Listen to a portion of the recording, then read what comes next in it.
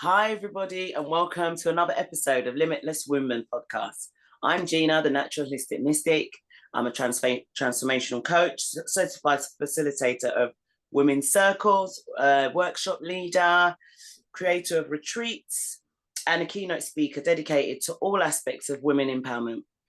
This podcast is all about letting your light shine, a space for real conversations, raw truths, and bold transformations. We're here to shift the narrative, break barriers, and bridge the gap between women and men, fostering deeper understanding and compassion and unity. Let's dive in. So I'm really happy today to introduce my first male interviewee, because this is about balancing act, exactly. And we're balancing out the narrative here. There's no point us trying to discuss and build bridges if I don't talk to men as well. And I'm a big pioneer of men. I think men are amazing, and we work well together. So thank you for being on my show. Taye is an personal protection insurance man. He's been in the financial industry since 2020. And if you want to know anything about personal critical illness, life insurance, or anything like that, he's your man. So this is quite crucial in terms of what we're going to go and discuss as well, because one of the interesting aspects I've come across in finances is that we look at finances differently, male and female. So Taye, let me just come over to you quickly, and you just introduce yourself and let me know what led you to getting into this work, and we can go on and carry on having a chat. Okay, so thank you, Gina. I'm very, very honored and ecstatic to be on your show and to be invited to your show. So thank you. I like what you said about bridging the gap between the male species and the female species, or men and women, because it seems like increasingly there is a big chasm or divide between us, and that cannot be allowed to happen or even to continue if the human race or the human species is going to continue, because we need each other for that process to continue and for us to see into the future. So thank you for that. So I am a twin, hence my name Taye. I'm a husband. So that means I'm the first twin who came and saw the world first. So for those who are Yoruba, the first child who came to see the world. So that's what my name is, as Taye, being the first twin. I'm four grown-up children, one being mid-20s, a 19-year-old son, an 18-year-old daughter, and a 16-year-old son. So I've gone through the gambit of that level of experience when it comes to parenting. I'm an insurance broker, and as you rightly said, I specialize in personal protection insurances. And the reason why I got into this business is I was headhunted to come into this industry because of the personality that I have, but most importantly, because the people we belong to, a lot of us are falling short of having the necessary financial protections for the future. And that is what insurance does for you. Insurance gives a period of time. Now, for people who say, oh, I can save money and, and that's money long term, where there are no issues and there are no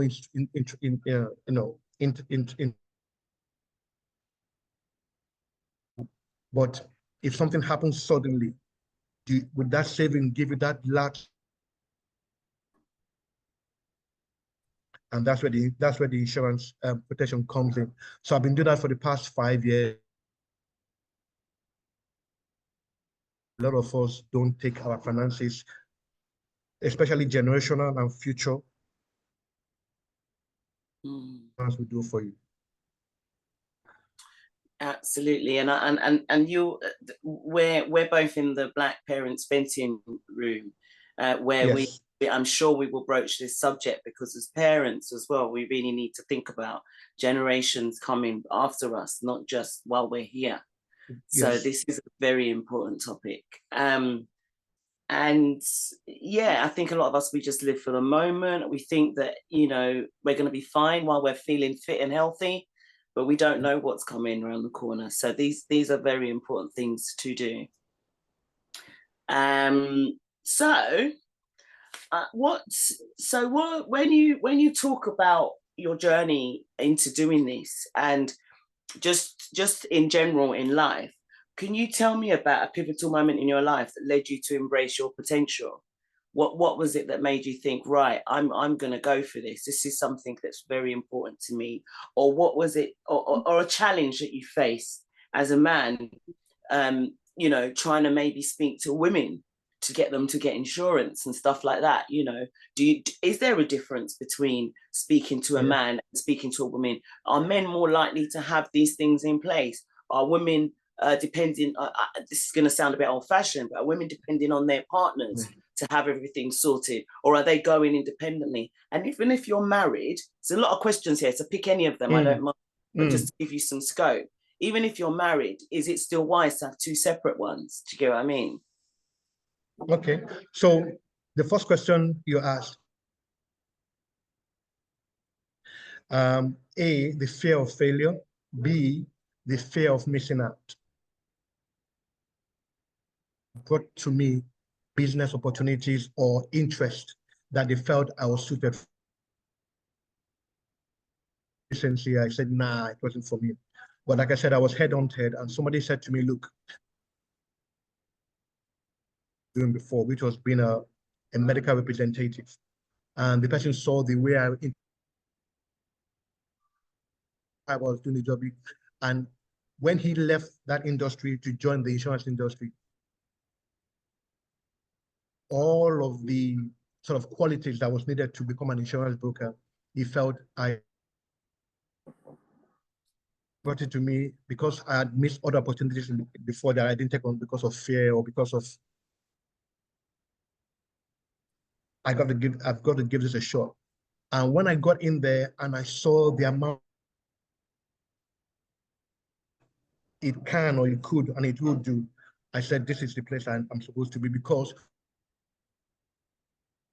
the opportunities to measure that whatever quality of life that they are used to, be it if one bread winner or one bread contributor family maintain the status quo, the quality of life that they are used to. And that is where you should with that. I got into it for the purpose of not that there are many goods that could come into it. Now, in my that could come,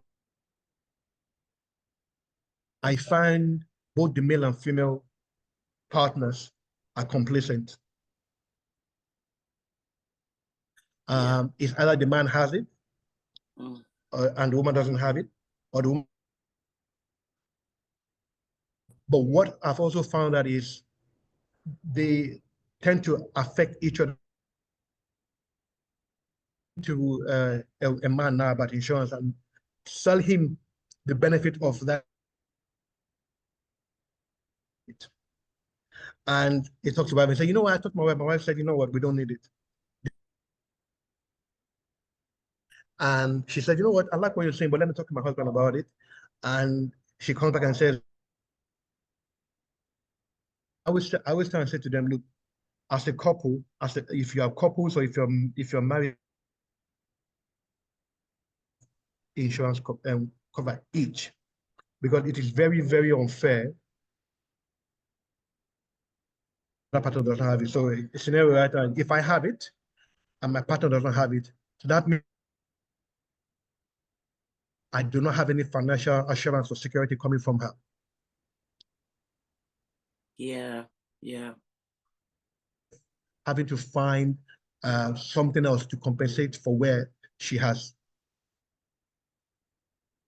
She's no longer there. The same is the case if the wife has it and the husband does not have it. If the husband dies, where there is a couple and where there are children involved, we maintain that.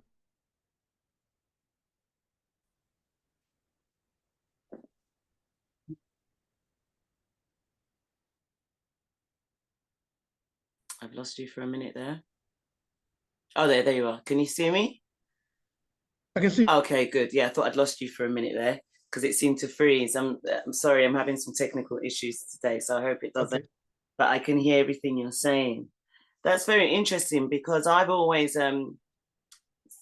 I used to do sales, and sometimes when we would ask a woman if she was ready to purchase, she's always said, "I've got to ask my husband." Um, and I used to always assume it was because maybe he had the lead in the finances or something. But it's interesting to hear you say that the men also do this, and also, Yes. and also how we think in terms of, oh, one has it, so the other one doesn't have to have it. But the two of you are both, you're complicit in the generational wealth of your family.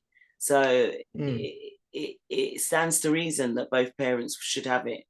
I actually saw something once, but this was to do with America, because Americans have a different system, right?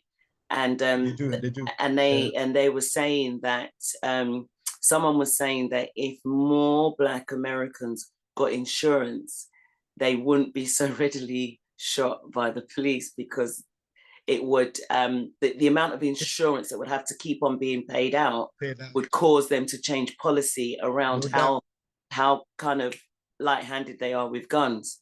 So it made me, it's insurance sounds like an additional cost or something that it's just an insurance, and what if nothing happens? But actually there's a big impact, isn't there, on how insurance impacts our lives across the board, and especially in terms of generational wealth, because I think what we find a lot with maybe not so much in Africa, because in Africa people have land and they have things that they have automatically to pass down, but in the UK or maybe other Western countries, when a parent passes or something like that, a lot of people are left in financial ruin, whereas our white counterparts usually have generational wealth to hand over.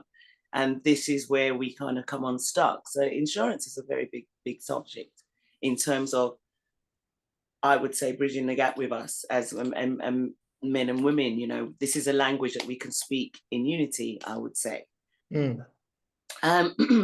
So what do you think then is a misconception about men that you think we need to address as women in order to bridge the gap in communication? Okay. Are you hearing me? I can hear you clearly, yes. Okay. So the misconception out there is that we are different,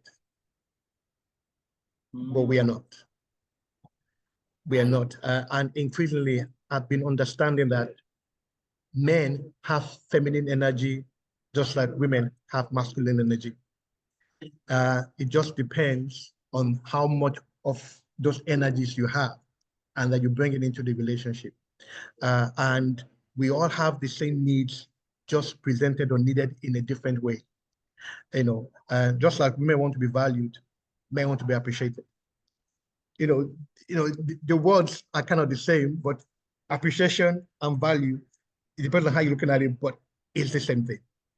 So we are not that far from each other with regards to what we need, or with regards to what we're looking for in the other partner. It's just our delivery on how we ask for it, or our presentation of how we ask for it, that makes us different. That is interesting. I love that. Because I was having a conversation with somebody about flowers, women getting flowers. And I was like, well, when a woman gets flowers, you should buy flowers for yourself too. I'm not saying you should just wait for a man to buy flowers, but when a woman gets flowers, every time she looks at them, she smiles because she remembers the thoughtfulness of her partner, whoever it was, and it gives her some pleasure to remember that person in that moment. And I was asking men, like, what's the equivalent of flowers? Because men were like, well, I don't really care about flowers. But then someone was saying that they like certain other things, maybe a type of food that they like, or maybe if someone likes football and you got them a little football motive that they could put up somewhere, and every time they look at it, so it reminds you that this thoughtful act that your partner gave to you. So that's why I really like what you're saying, and really get what you're saying about you both. We all need the same, but we just frame it differently. I really appreciate that, and that is so true. Yeah. And something for viewers to think about. How do you look at men? How do you see what men need? You think men are just there to be the rock and that's it, and lean on, or are you nurturing the men the same way that you want to be nurtured? It's kind of having a two-way street, yeah? I love that. And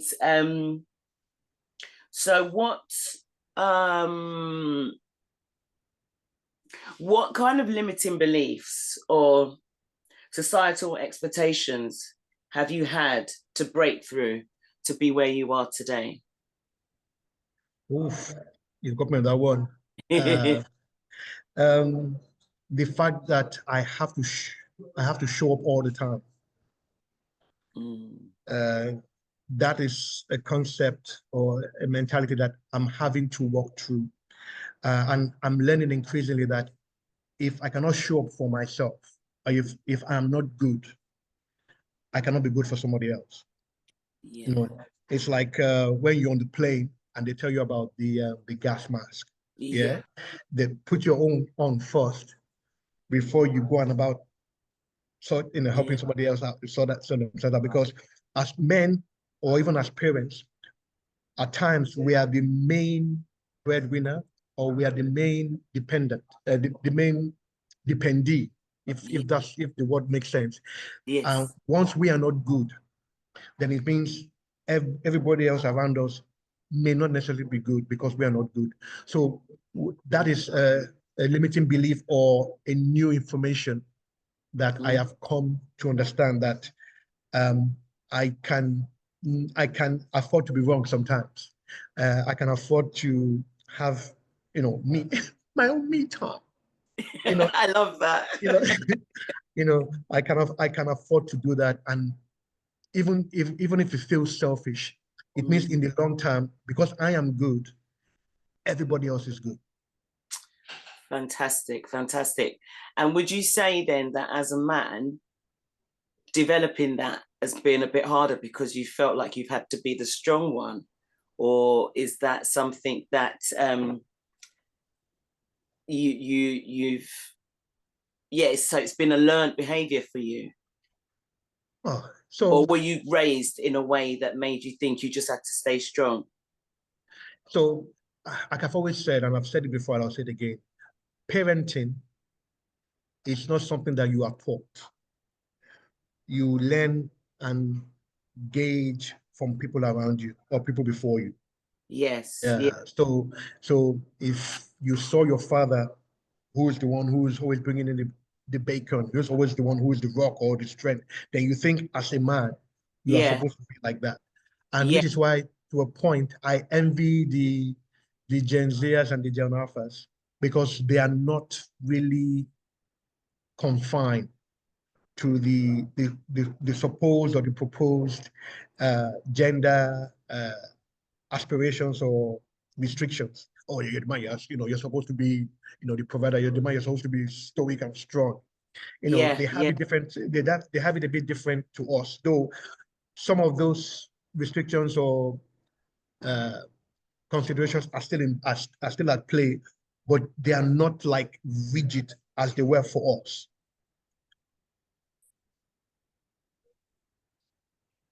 Yeah. I was just thinking what you were saying, because I think,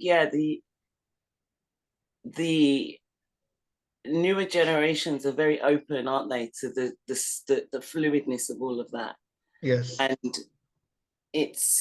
I think there was a point in time where there was a lot of confusion, where it was kind of like, how are you supposed to be? You're supposed to be softer, you're supposed to be stronger, you're supposed to be. And I think, from my perspective and my observation, I think it's been quite a challenge for guys to navigate that. Yes. Exactly what you're saying, the balancing act of fitting into this new idea of, it's not really a new idea, it's just that society has been kind of given a narrative of behaving a certain I don't think it's new. I think that people like yourself individually will have found their space and know how to manage things, you know? So that is that's a very interesting one. And just to add to a point, just to add another point, can you imagine a man way back when saying he wants to be a stay-at-home dad? How? Who could hear it? Who could even accept that you want to be a stay-at-home dad? But you now have dad who are stay-at-home dad and their wives don't have an issue. Yes. You know, but in my time, I don't think anyone, what? You're the man, you're supposed to go out there. What? It won't be accepted then. It is progressively and increasingly being accepted now that as a man, I can be daddy daycare. Yes. I can be Manny. As it is there. Manny, I can be Manny. Yeah. You know, you have men now who are babysitters. Yeah. You have men now who are nurses. Back in the day, you could not say, man, say, I want to be a nurse, I want to be a Manny or a nanny. You couldn't. Yeah. Yeah. Those are things right now that men can do, and they are not shamed for it, and they're not ashamed of it. Yeah.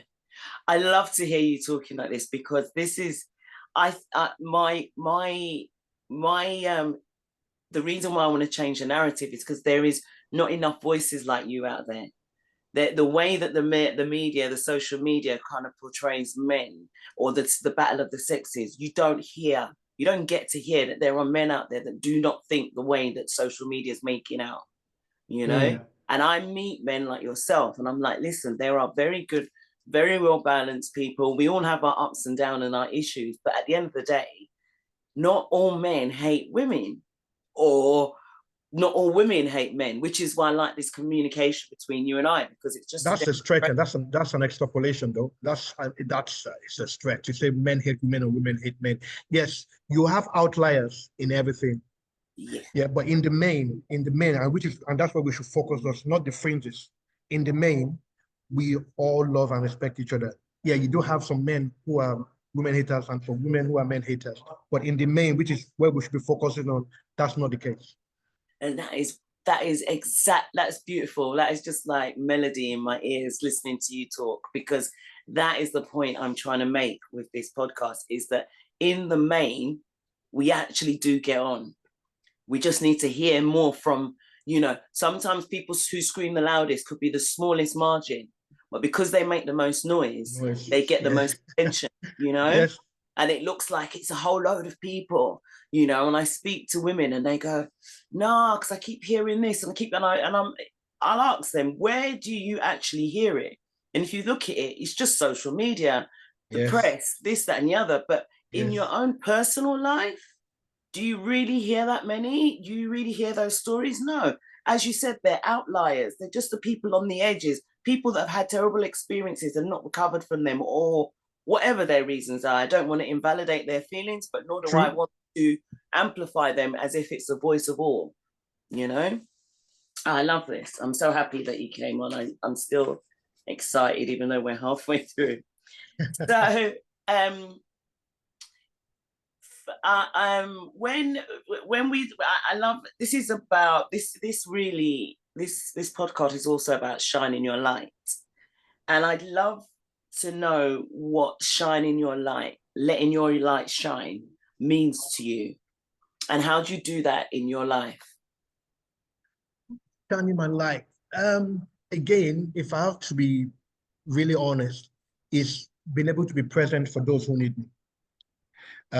Because I believe I have certain qualities that are unique to me. So being able to be present, to give, offer, express, display those qualities is how I shine my light. And seeing other people progress because they have met me, or other people get better because they've spoken to me or because they've interacted with me, is how I feel I shine my light. Do you know what? I can see that, because you're making my light shine. I'm so happy. I can see that energy from you. It's just, it's really beautiful.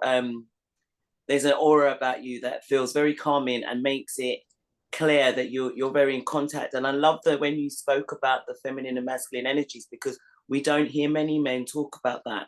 Many men think that to think about feminine energy is to talk about femininity, which is a female kind of, aesthetic. Presentation. Yes. Yeah, right. But feminine energy is about flow. And like you said, enjoying your me time, knowing that you need to fill your cup, and so that you feel good, everyone else is good. That is a flow. That's beautiful. And then the structure, which you talk about when we talk about the insurance policies and things like that, that is a structure that we need to have. That's the masculine energy. We can't have one without the other. We can't have the flow. We can't, if we haven't got flow, someone described it to me so beautifully. They said, if you get I might even have yes, I have.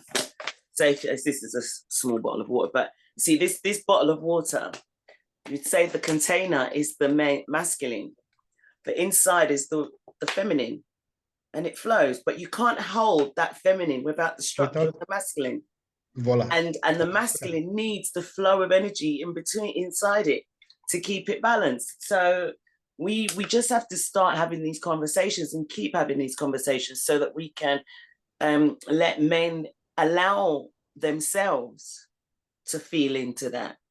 Because I think that this idea, like you said in the past, men wouldn't have been stay-at-home mums or nannies or nurses and all this, like that, if you're a man, you're supposed to be a doctor, or you're meant to be a husband going out to work and this and the other. But now that those permissions have been given, men are giving themselves permissions and other men are giving themselves permission, because what we realize is a stay-at-home mother or father is a very important role.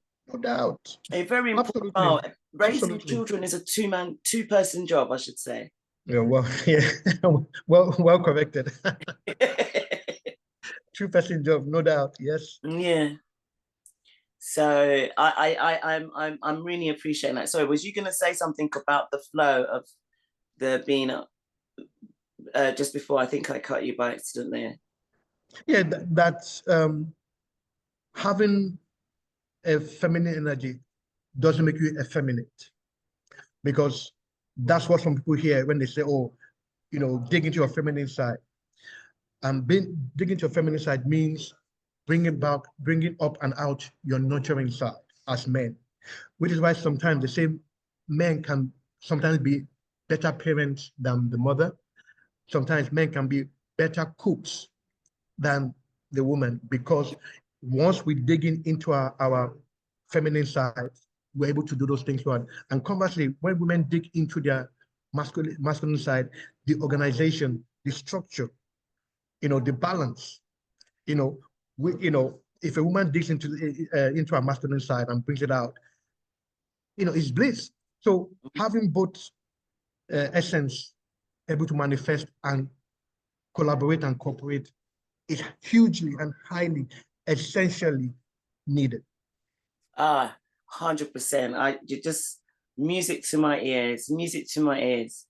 Now we're in going into talking about bridging the gap as well.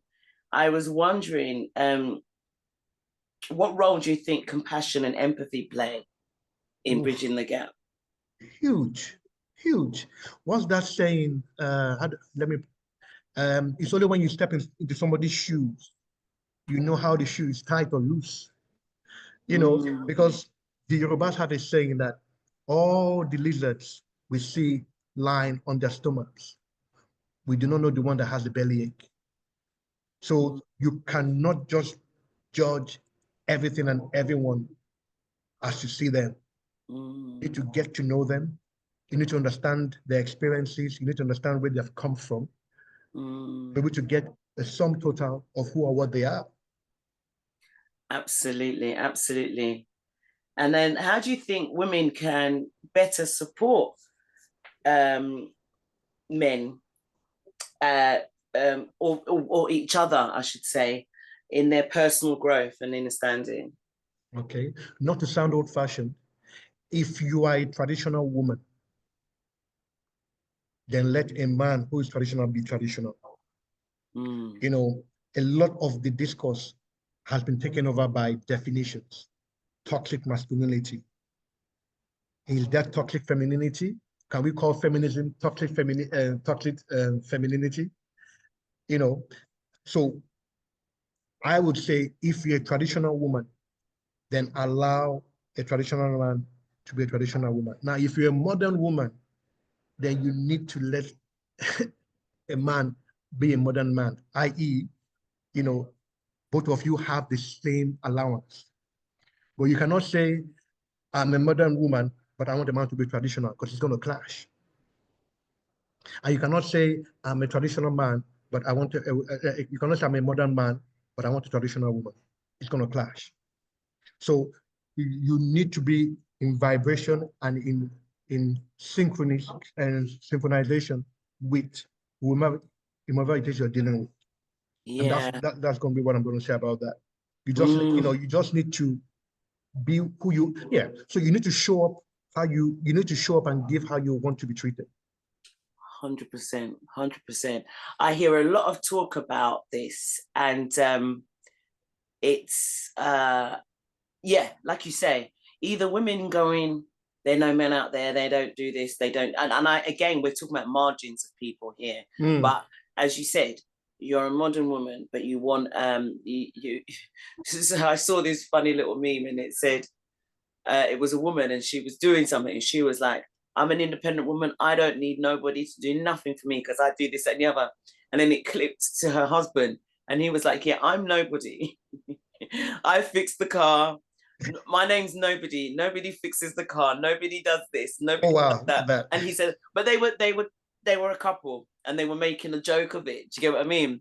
And he was basically, it was lovely because in a sense he was saying, I let her be this free person to be independent and whatever, but I'm still there as a backbone.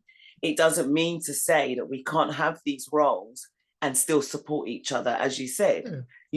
What made I would say there's a woman doesn't glow as bright as when she is being loved and supported fully.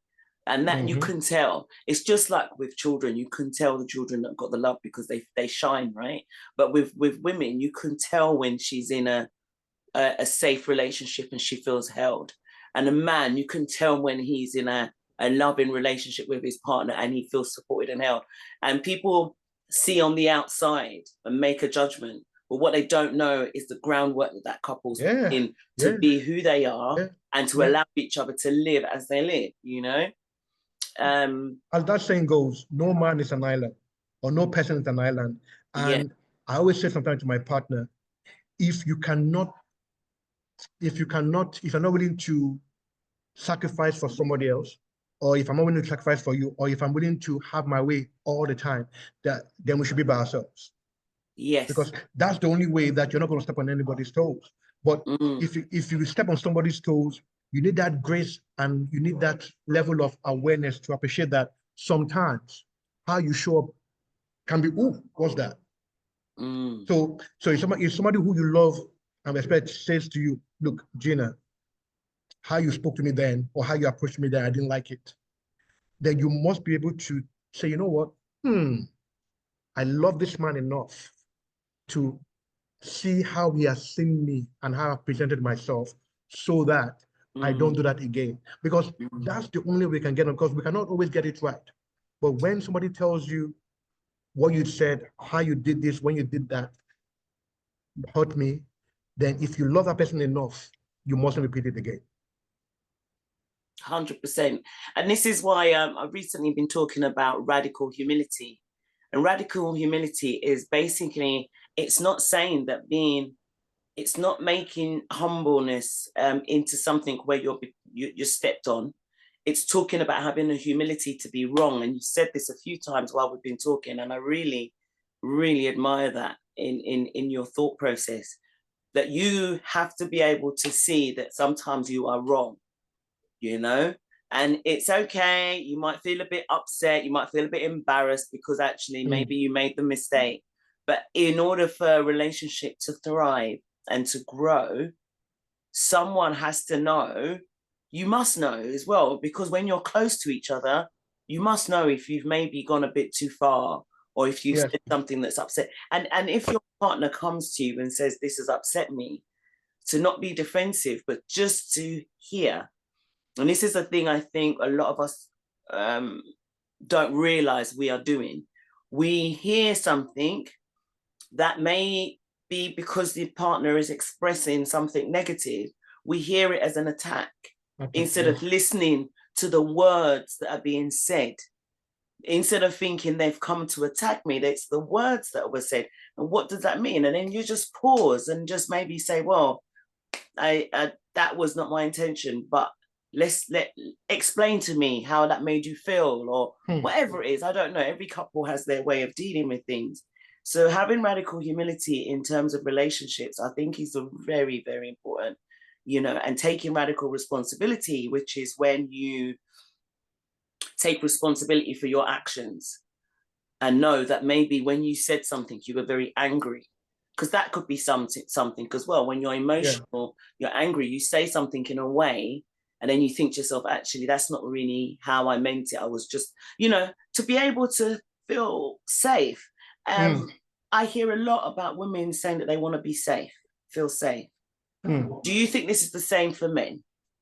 Yes. Like I said, we are not that different in our needs, in our wants, and in our desires. It's just how they are manifested, or how they are asked for or requested for, that makes it different. But we are the same in needs, wants, and desires, in gradations. What are the things that women can do that you think will make a man feel safer within the relationship with her? What do you think the key factors are? I mean, I'm thinking about maybe how she speaks to him, maybe, I don't know, trust. I don't know. What comes up for you? So I have seen many sort of interviews, or I've heard many sort of interviews whereby men are saying how women approach men. And the way some women approach men don't approach women like that. So men don't approach men like that, because it will lead to violence. So even men understand that there are certain ways that they approach each other, because if you approach a man in a threatening or in a charging way, then his guards are going to be up, or his desire to save himself is going to be up. And if the other person is a woman, it's very, very, very, very difficult, because if I respond to you in the way you're threatening, no matter how right I am, I'm still going to be wrong because of who you are, because of the sex you are, because of the gender you are. So if you approach me in a way that a man will approach me, and I deal with that person or that threat as if that person was a man, I am wrong because of who it has been reacted to. So I think many women just need to appreciate that how they approach their man, will get them the response that they want. And I always use the example of the Incredible Hulk. Bruce Banner is a mild-mannered man. He's mind his business. He's focused on his science and all of that. But if you trigger him, that brain monster is going to come out. And everybody, but specific to your question, most women should understand and appreciate the type of Incredible Hulk that their Bruce Banner of a husband can have. And it is their duty to make sure that they temper him, or they talk to him in a way that green monster does not come out. And I think the same can also be, the case for how men, treat or excite their women. Yeah, I agree. And do you know what's interesting that made me think when you were just talking about the Bruce Banner and Incredible Hulk analogy, right? I was thinking that a lot of women I hear, they go, oh, I don't want to stroke his ego. Why should I have to stroke his ego? And they forget that they've made it into a thing about ego, but it's not. It's just about being nice. Do you get what I mean? Yeah, that's the word, nice. Yeah. It's like you think you're stroking someone's ego. No, why is it because he's a man? Now, I'm not here to stroke no one's ego. But when you are being spoken to, your ego has to also be stroked, right? Because you want to be spoken to with kindness and respect. And I have observed sometimes, not all women, that when sometimes some women talk to men in a very aggressive, rude manner, and expect or be very hostile. But men are not meant to be violent to women. Men are not meant to be aggressive to women. So that then puts a man in a very, as you said, if it was another man, I'm not saying that violence is the thing that all men do or anything, but if it was another man, he could be more aggressive in his response. But because it's a female, he's having to be nice. He's thinking about being nice and not being too aggressive. Meanwhile, the female thinks that she can be as aggressive as she likes because she's a female and nothing will happen to her because he's a decent man. Do you get what I mean? No, nothing will happen. Right, the man he is wrong. Yeah. Sorry, I just that last bit. Nothing will happen to the man because he's wrong. Did you say? So I'm saying, man cannot respond to her in the way that he should, because even if he does, he's wrong. Even if he's right, respond in that. Absolutely, yeah. So I think about being nicer. It's just being nicer to each other. Full stop. I think that's the biggest thing. Okay, so I have thoroughly enjoyed this conversation so far. I think I want to ask you, what's the most important lesson life has taught you? What's the most important lesson life has taught you?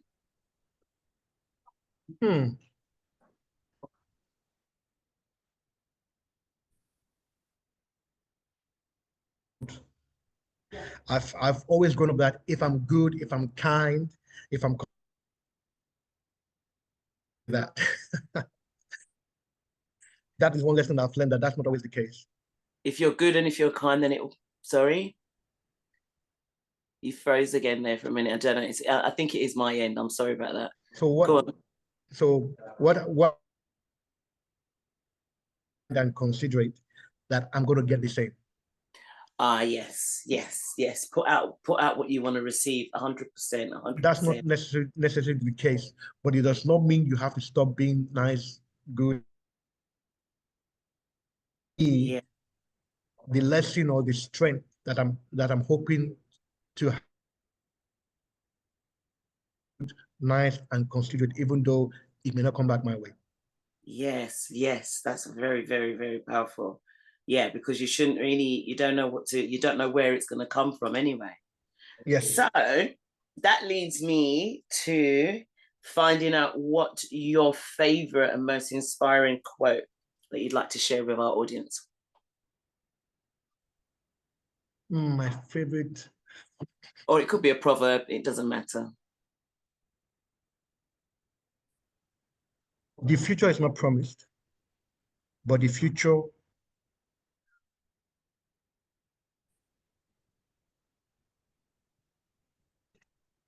So what did he say? You said the future is not promised, but the future is promised to those who prepare for it. Oh, so, I like it.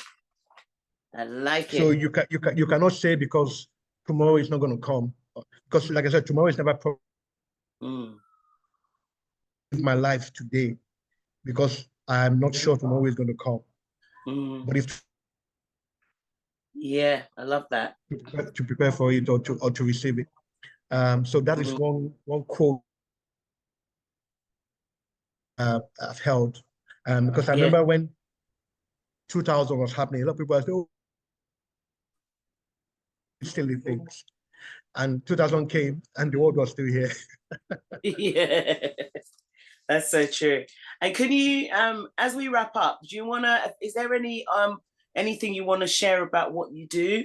I'm going to put the contact links for if you want to contact Taye about any insurance related issues. I'm going to put all of his contact links in the comments, and please remember to like, share, and subscribe to this channel.